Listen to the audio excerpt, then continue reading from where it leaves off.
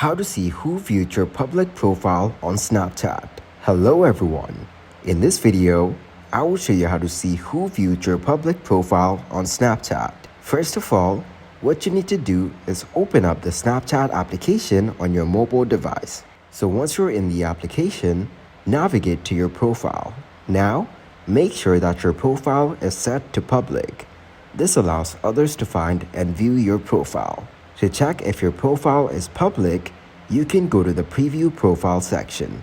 In the Preview Profile section, you'll be able to see who has viewed your profile. So that is exactly how you can see who viewed your public profile on Snapchat. Thank you guys for watching this video. Hope you got some value. Make sure to like the video and subscribe to the channel to get notified for new videos. See you in the next one.